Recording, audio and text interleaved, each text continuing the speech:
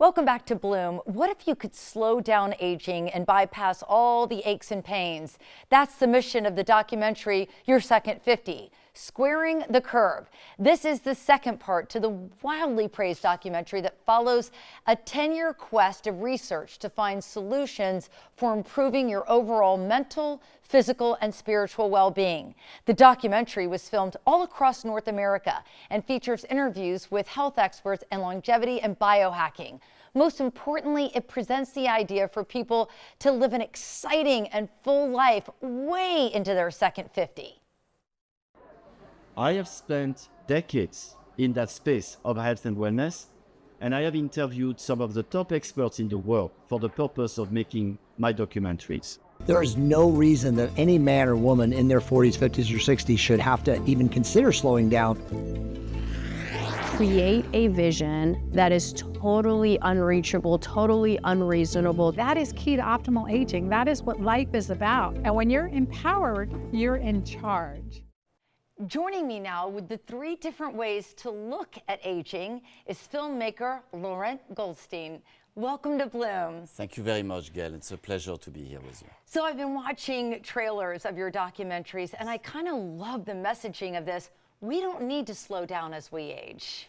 We don't, but unfortunately, there is a lot of preconceived beliefs around aging. And people have a tendency to believe that as they chronologically age, they should slow down. You know the expression, you're no spring chicken anymore. Right. I try to stay away from these negative expressions. Me too, because I think people get in the mindset of aging and then they begin to embrace it. And that's where the trouble starts. But you've traveled all through North America talking to leading experts. And what did you find in your exploration? Well, I mean, the first thing to know is that there are really 3 ways of looking at aging. There is the chronological way, and typically when you ask somebody, well, how old are you? People answer with their chronological age, and that's all they think about. But equally, even more important, our biological age and our psychological age, how old we think we are and how old our organs actually are. But that's not usually top of mind when people think about aging. You know, you started filmmaking later in life, 58, my age. Yes. At that time, and you say you really can do anything, like it's boundless, and I totally align with you. I have no intentions of slowing down anytime soon.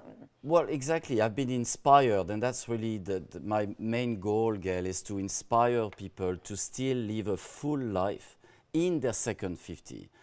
It's like kind of being like a candle that burns very brightly, and then poof, it just goes away. It's about having a full experience of life and not being held back by preconceived ideas and beliefs that are traditionally attached to aging. It doesn't have to be that way.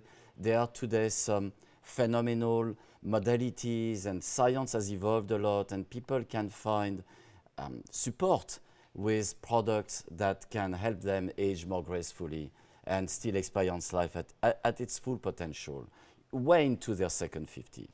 You know, when I first started Bloom about 5 years ago, it was in the early stages. The show had been around maybe 6 months. And I thought to myself, yes, we need our medical professionals. If somebody breaks an arm, you need a doctor. 100%. If there's something major, you need that critical care.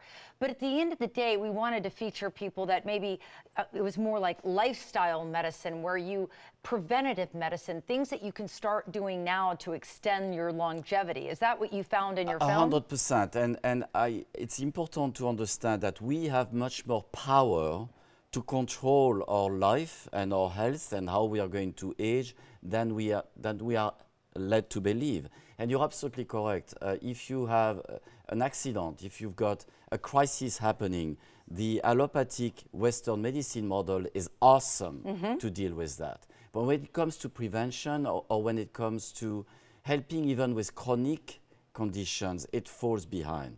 You need to take your power back. You need to have a mindset that is geared towards healing, health, wellness, and maximizing your life potential.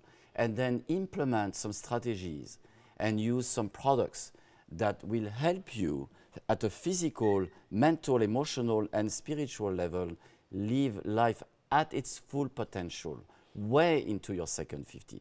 There are people who are in their 60s, 70s, 80s, even 90s, who are climbing mountains, who are running marathons. And people think at them as doing amazing things. Mick Jagger is 81, Paul McCartney is 82, Van Morrison is 80. They're all performing on stage. It's amazing. It looks like people look at that as, well, it's amazing. But for them, it's not. For them, it's normal, it's natural, because that's what they've done all their life, and that's what they love to do. And they are passionate about doing it. They have that fire that burns inside of them. So, and how can we reignite that power that we had maybe when we were much younger? Yeah. And keep living it. I love it. So this is the 6th of many documentaries that Correct. you've done, right? Yes. And so your takeaway from all of this that you would like our viewers to know? Doing the latest, well, first of all, the main takeaway is it's never too late, because I wanted to be a film director when I was a teenager. Like, it was my passion, I was driven for it. I even did 1 year film school to be assistant director in Paris. And then I completely let go of it when I was 20, 21. I moved to Canada very early, and I became a business entrepreneur. And I started many businesses. And it took me until I was 58 years old, serendipity, that I had the stars aligned for me to make my first film. At 58, I would never have thought, so it's never too late. I love That's that. the main takeaway. That's a great Keep message. following your passions. I love it. And we're going to share this story with you on Bloom Tampa Bay. And Laurent is sticking around, and we're being joined by 2 trailblazers in the health and wellness space who are part of the documentary. Bloom will be right back.